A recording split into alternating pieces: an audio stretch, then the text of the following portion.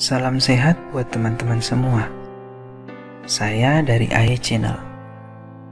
Saat ini saya akan menceritakan alur cerita dari film My Lovely Angel. Semoga terhibur. Film diawali dengan seorang pria yang bernama Jae Sik. Dia sehari-hari bekerja sebagai agensi artis dan kantornya yaitu mobil van-nya sendiri. Pada suatu saat, seorang artis di bawah naungannya meninggal yang bernama Jiong. Di sini Jiong diceritakan tinggal bersama anak perempuannya yang bernama Eun. Pada keesokan harinya, Jae pergi ke rumah Jiong dengan maksud mengambil uang dan barang-barang berharga milik Jiong. Dikarenakan saat ini Jae memiliki masalah keuangan. Ketika Jae sudah sampai di dalam rumah, Jae pun langsung mencari barang-barang berharga. Tanpa disadari, Eun berada dalam rumah. Eun merupakan anak yang tidak bisa mendengar maupun melihat. Istilah lain adalah tunanetra rungu. Karena itu, ketika Jae mengajak Eun berkomunikasi, Eun hanya sibuk memakan rotinya di tempat kesayangannya di bawah meja. Tiba-tiba, Eun menyangka Jae adalah ibunya yang telah pulang dari kerjaan karena mencium bau asap rokok yang dihisap oleh Jae saat itu. Tetapi ketika memeluk Jae, Eun tiba-tiba menangis karena tahu Jae ternyata bukan ibunya. Di saat yang sama, ada tetangga yang mengetuk pintu. Jae pun bertemu tetangga tersebut dan mengaku kalau ayah dari Eun. Juga mengatakan bahwa Jiong telah meninggal. Di sini Jae berinisiatif untuk tinggal sebulan bersama Eun sebagai ayah biologisnya demi mendapatkan uang tunjangan. Eun tahu ibunya sedang berada di luar kota, karena itu dijaga oleh Jae. Awalnya Jae merasa terganggu bersama Eun, seperti kita ketahui bersama bahwa Jae belum menikah. Oleh karena itu, Jae belum bisa mengurusi seorang anak. Hari demi hari Jae lalui bersama Eun sebagai anak yang ceria, periang, tanpa pernah memikirkan kekurangannya.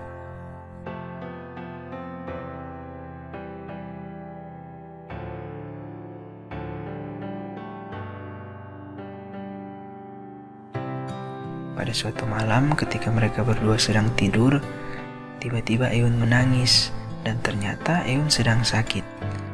Di sini jiwa seorang ayah dari Jae pun keluar. Sekalipun dalam keadaan kelelahan dan mengantuk, Jae membawa Eun ke rumah sakit dengan menggendongnya. Tapi untungnya tidak ada penyakit yang serius sehingga mereka kembali ke rumah.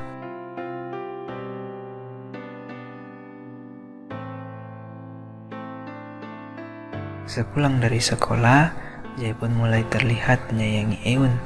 Terbukti pada saat menyeberang jalan, Jae memberikan tangannya untuk digenggam Eun. Setibanya di rumah, Jae pun mulai mengajari Eun, dan hubungan mereka berdua semakin dekat.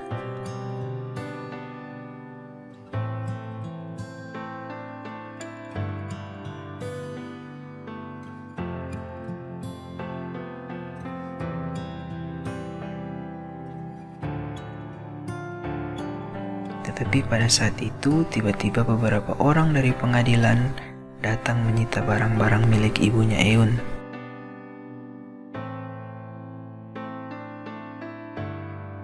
Pada suatu malam, Eun yang sedang mengetahui Jae akan pulang ke rumah, dia pun menunggu Jae di depan pintu rumah dengan wajah tersenyum.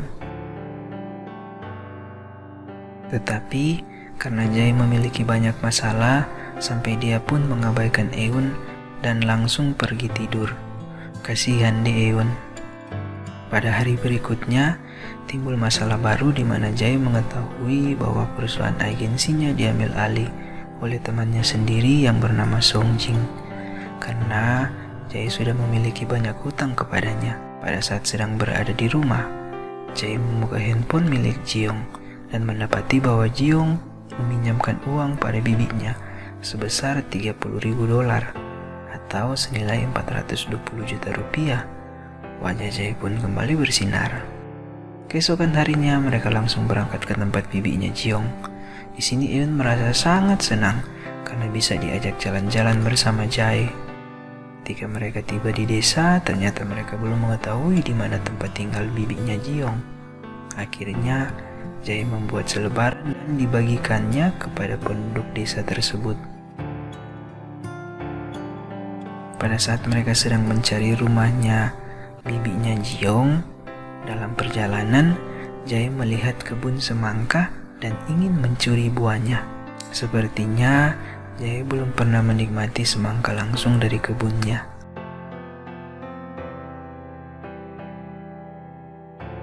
Tetapi tanpa dia sadari, sekembalinya ke dalam mobil dengan membawa sebuah semangka, ternyata ada kamera CCTV yang merekam aksinya itu.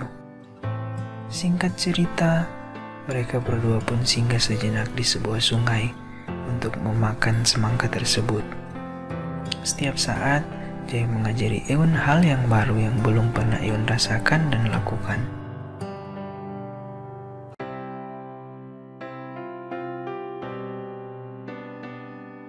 Di saat mereka berdua sedang bermain-main, datanglah seorang perempuan yang bernama Ara, yaitu pemilik kebun semangka yang dia curi. Untuk menanggung perbuatannya, Jae pun harus rela membantu di perkebunan tersebut.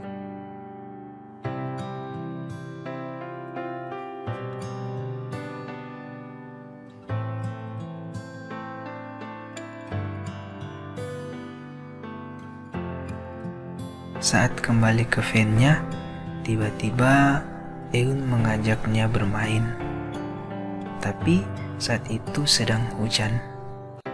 Karena Eun sudah merajuk, Jae pun mengikuti permintaan Eun. Dan Eun bermain di tengah hujan untuk pertama kalinya.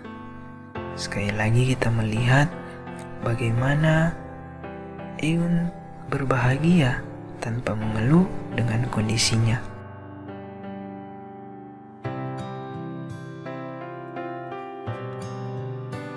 Saat sedang bermain tanah liat bersama Eun di van, Ara mendatangi mereka untuk menawarkan makan malam bersama keluarganya. Singkat cerita, di saat mereka sedang makan bersama keluarga tersebut, tiba-tiba Eun menawarkan makanan yang dikeluarkan dari mulutnya kepada Jae. Dan kebetulan dilihat oleh ayah Ara. Dan dia pun menjelaskan bahwa ketika ibunya sedang sakit dan akan meninggal, dia selalu memberikannya makanan yang dikeluarkannya dari mulut kepada ayah Ara, menandakan cintanya kepada ayah Ara. Di sini Jae mulai merasa bahwa Eun sudah benar-benar menyayanginya.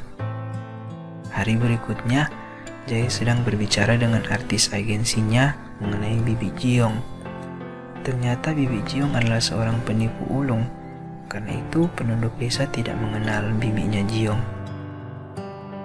Pada saat yang sama, Jae pergi ke rumah Ara dengan maksud untuk bekerja di sana dan menginap di rumah mereka. Sampainya di sana, dia menyapa ayahnya Ara.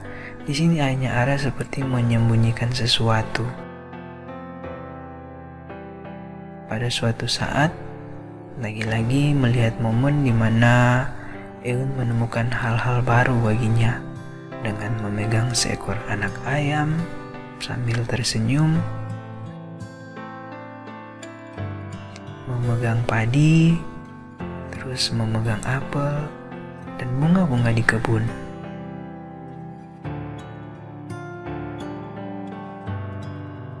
Pada hari berikutnya, Ara memberikan pakaian hasil buatannya kepada Eun, dan Eun merasa sangat senang.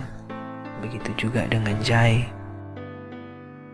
Tetapi pada saat yang bersamaan, datanglah Songjin bersama anak buahnya ke tempat itu untuk menagih hutang kepada Jae. Karena Jae belum mempunyai uang, Jae pun harus menerima pukulan dari mereka karena belum bisa membayar. Tidak lupa juga mereka menyita van-nya milik Jae. Ketika Jae pulang ke rumah Ara, dia menanyakan Eun kepada Ara bahwa ada di mana. Dan adiknya Ara berkata bahwa Eun sedang bersama-sama dengan ayah Ara. Pada saat itu juga, Jae langsung teringat reaksi ayah Ara pada waktu Jae bertemu sebelumnya. dan mereka pun mencarinya ke segala tempat di pedesaan, perkebunan, dan dimanapun mereka bisa mencarinya.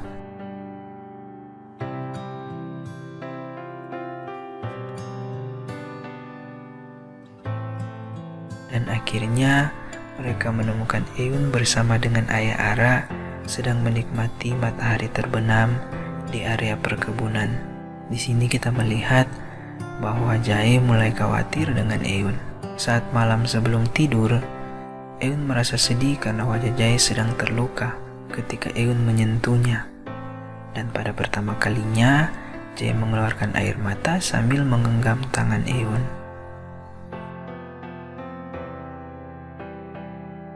Keesokan harinya, Jae pun meninggalkan rumah Ara dengan sepucuk surat di mana memberitahukan bahwa ayah Ara menyimpan uang di guci dekat rumah mereka. Singkat cerita, Jae berinisiatif untuk menghubungi ayah kandung dari Eun. Ketika bertemu ayah Eun, hanya memberikan uang untuk Jae merawat Eun. Tetapi Jae tidak menerimanya dan pergi. Ketika ayah Eun menyapa Eun terlihat tidak respon dengan ayah kandungnya.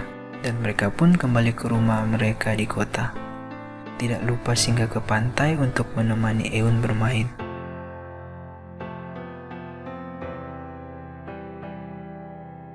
Setelah sampai di rumah, Jae mulai dilema dengan kehidupannya bersama dengan Eun. Kita tahu bersama saat ini Jae sudah tidak memiliki apa-apa dan memiliki banyak masalah.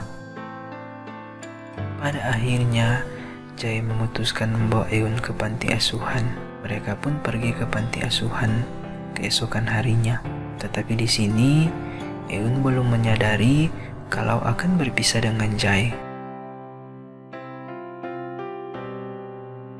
Ketika tiba di panti asuhan, Jae langsung memenuhi persyaratan untuk menitipkan Eun di sana. Jae pun memberikan sebuah roti kepada Eun sebagai tanda perpisahan mereka. Pada saat itu, Jae langsung meninggalkan Eun. Seperti sudah memiliki kontak batin bersama Jae, Eun menyadarinya bahwa Jae akan meninggalkannya di tempat itu. Sambil meraba-raba, dia berjalan ke pintu depan untuk mengejar Jae. Dan setibanya di pintu depan, Eun pun menangis sambil memukul-mukul pintu kaca. Ternyata Jae masih ada di sana sambil melihat wajah Eun yang sedang menangis. Itu merupakan tangisan pertama Eun yang dilihat Jae. Jae pun menyapa Eun sambil menangis dan mencoba berkomunikasi dengan Eun. Di sini pertama kalinya Eun mengetahui namanya adalah Eun.